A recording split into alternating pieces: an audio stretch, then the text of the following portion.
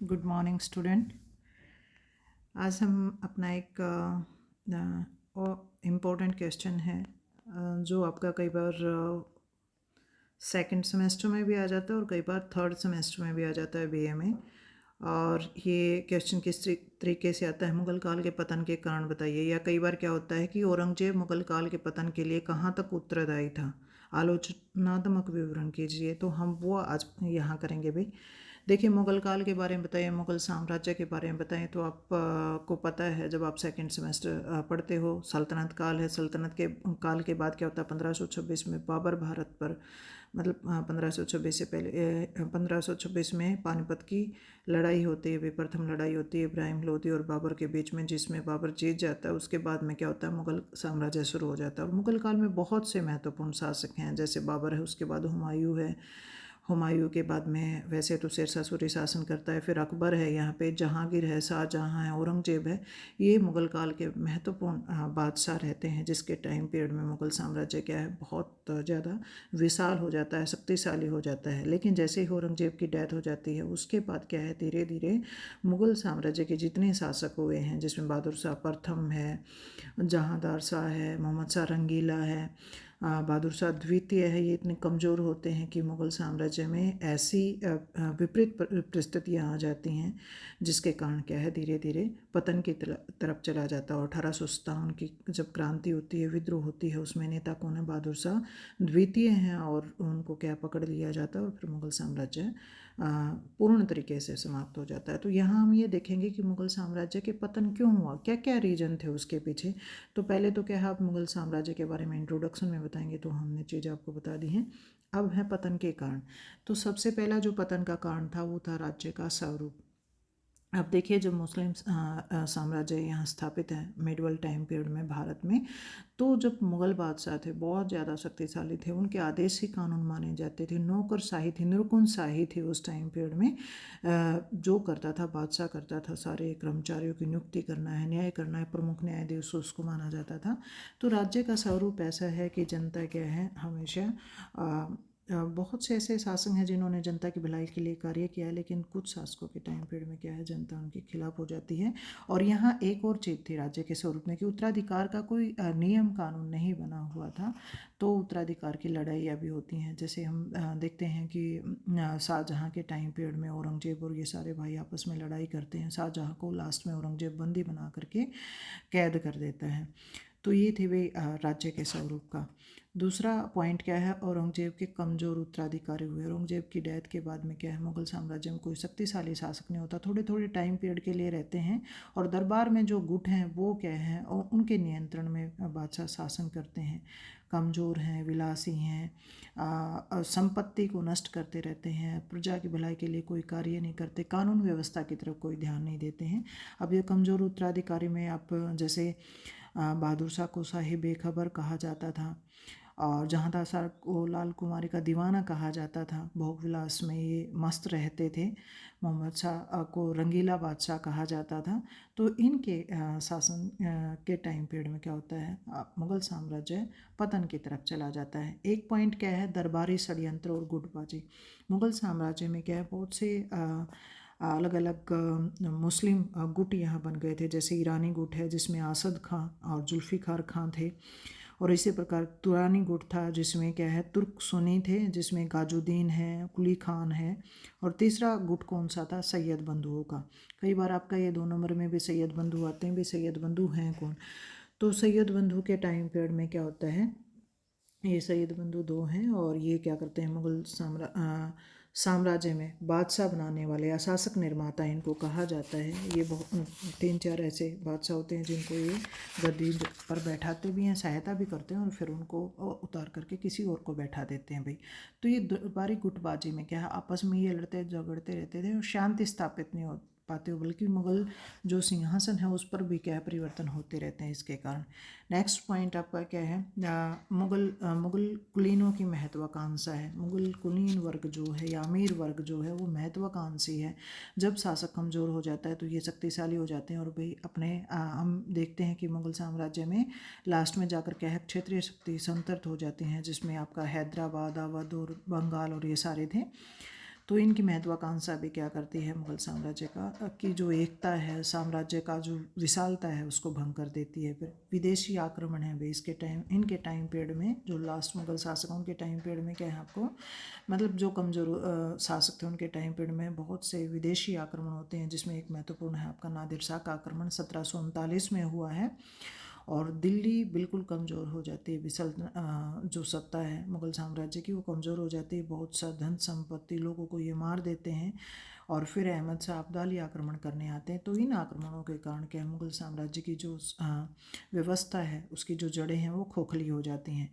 Next point आपका क्या है, औरंगजेब की भूमिका बहुत इंपॉर्टेंट है। जब आपका क्वेश्चन आएगा औरंगजेब कहाँ तक उत्तरदायी था, तो आप क्या करेंगे, पहले सारा थोड़ा सा आप अपना इंट्रोडक्शन में वो बता करके और फिर आप औरंगजेब की जो भूमिका है उसको मेन जगह देंगे आप इसमें। तो औरंगजेब की भूमिका में कुछ पॉइंट बना रखे हैं। पहले सबसे पहले तो क्या है, औरंगजेब को कट्टर मुस्लिम शासक माना जाता था।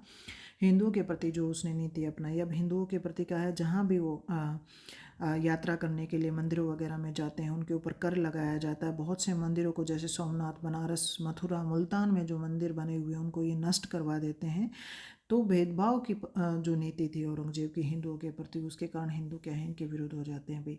एक पॉइंट आपका क्या है, सिखों के प्रति उनकी नीति। अब सिखों के भी जो 10 गुरु होते हैं औरंगजेब के टाइम पीरियड में क्या है, गुरु तेग बहादुर, शाहजहाँ के जो संबंध थे पहले अच्छे थे, लेकिन औरंगजेब ने क्या किया, यहाँ के जो गुरु हैं उनका अपमान किया, ज़बरदस्ती उनको मुस्लिम धर्म, इस्लाम धर्म स्वीकार करने के लिए कहा गया भी। और फिर क्या करते हैं उनकी मतलब सिखों के साथ ये बुरा व्यवहार करते हैं, तो सिख क्या है, इनके विरुद्ध खड़े हो जाते हैं भाई। फिर राजपूतों के प्रति इनकी नीति देखिए, राजपूत अंग्रेजों अकबर के टाइम पीरियड में, सॉरी अकबर के टाइम पीरियड में क्या होता है, राजपूतों के साथ इनके वैवाहिक संबंध स्थापित होते हैं।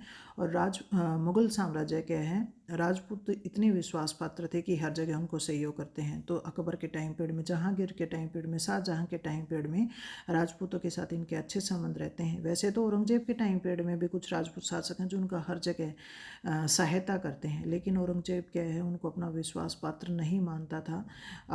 हमेशा क्या है, उनको वैसे देखता था कि कभी भी ये विद्रोह कर सकते हैं। तो उसकी नीतियों के कारण क्या होता है, राजपूत उनके खिलाफ हो जाते हैं। जिसमें आप देखिए, जयसिंह, जसवंत सिंह की मृत्यु के बाद क्या करते हैं, उनके जो परिवार हैं उनके साथ बुरा व्यवहार इनके द्वारा किया जाता है। तो उसकी इस नीति के कारण भी क्या होता है, एक शक्तिशाली जो जाति थी जो इनका सहयोग करती थी हर जगह, वो इनके खिलाफ हो जाती है भी। एक इनका है दक्षिणी नीति। कई इतिहासकार भी मानते हैं कि दक्षिण नीति औरंगजेब के लिए क्या है, नासूर बन गई थी।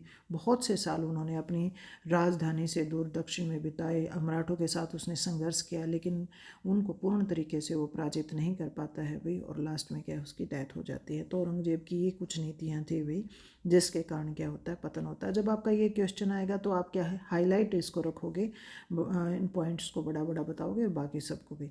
नेक्स्ट पॉइंट है भी मुगल साम्राज्य के पतन का, मनसबदारी प्रथा व सैनिक शक्ति का कमज़ोर होना। अब मनसबदारी प्रथा अकबर के टाइम पीरियड में शुरू की गई थी भाई, और अकबर के टाइम पीरियड में या बाद के जो बादशाह हुए हैं उसके टाइम पीरियड में जब वो शक्तिशाली हैं, तो ये मनसबदारी प्रथा क्या उनको सहयोग करती है, बड़ी बड़ी मनसब किसी अधिकारों को दे दी, वो उसके प्रति विश्वास पात्र भी है, सैनिक सहायता भी करेगा।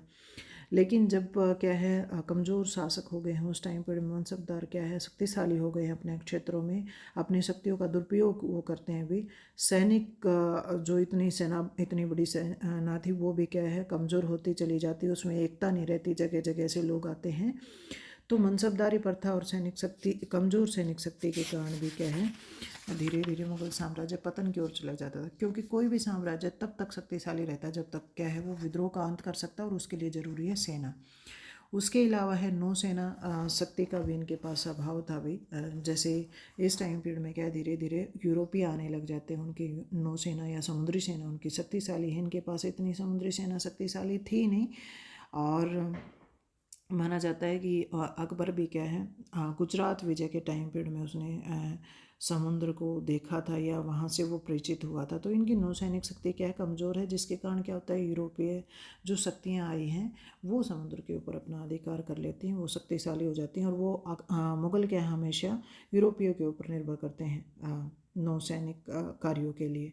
नेक्स्ट पॉइंट क्या है, आर्थिक संतुलन का बिगड़ना भी। जब तक शक्तिशाली शासक थे, अर्थव्यवस्था की तरफ ध्यान दिया उन्होंने, भूमि के विकास के लिए उन्होंने ध्यान दिया, लेकिन जब कमज़ोर शासक हैं जो सिर्फ भोग विलास और खर्चे में लगे हुए हैं, उस टाइम पीरियड में क्या है, सरकारी खजाने खाली हो जाते हैं भी, किसानों से बहुत ज़्यादा कर वसूल किया जाता है जिससे किसानों की स्थिति भी बिगड़ जाती है।